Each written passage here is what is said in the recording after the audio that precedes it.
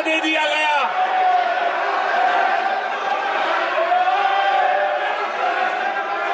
आदरणीय सभापति जी, इतना ही नहीं, और एक पीढ़ी आगे चले और उस पीढ़ी ने क्या किया?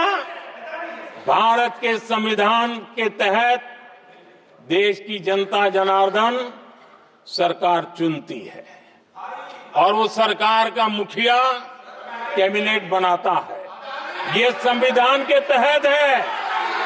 इस कैबिनेट ने जो निर्णय किया, संविधान का अपमान करने वाले अहंकार से भरे लोगों ने पत्रकारों के सामने कैबिनेट के निर्णय को फाड़ दिया।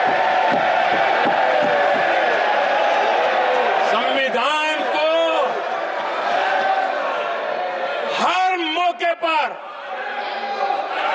संविधान के साथ खिलवाड़ करना, संविधान को न मानना, ये जिनकी आदत हो गई थी। और दुर्भाग्य देखिए, एक अहंकारी व्यक्ति कैबिनेट के निर्णय को फाड़ दे और कैबिनेट अपना फैसला बदल दे। ये कौन सी व्यवस्था है? आदरणीय सभापति जी, मैं जो कुछ भी कह रहा हूं वो संविधान के साथ क्या हुआ उसी की बात कर रहा हूं। उस समय करने वाले पात्रों को लेकर किसी को परेशानी होती होगी, लेकिन बात संविधान की है। मेरे मन के और मेरे विचारों को मैं अभिव्यक्त नहीं कर रहा हूं।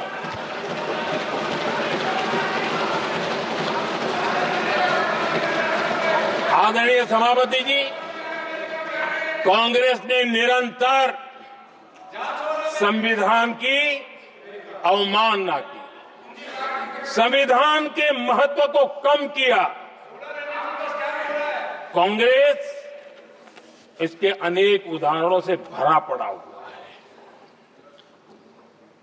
संविधान के साथ धोखेबाजी कैसे करते थे, संवैधानिक संस्थाओं को कैसे नहीं मानते थे, इस देश में बहुत कम लोगों को मालूम होगा। 370 की तो पता है सबको, 35A का पता बहुत कम है।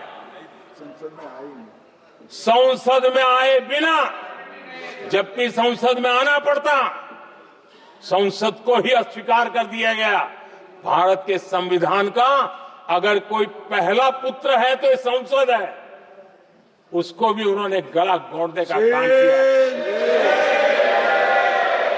35A जो संसद में लाए बिना उन्होंने देश पर थोप दिया, और अगर 35A न होता तो जम्मू कश्मीर में जो हालत पैदा हुई वो हालत पैदा न हुई होती।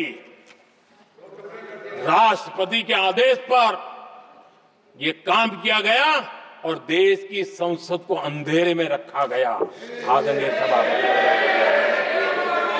ये संसद का अधिकार था, कोई अपनी मनमानी से नहीं कर सकता था, लेकिन और उनके पास बहुमत था, कर सकते थे, लेकिन वो नहीं किया क्योंकि पेट में पाप था।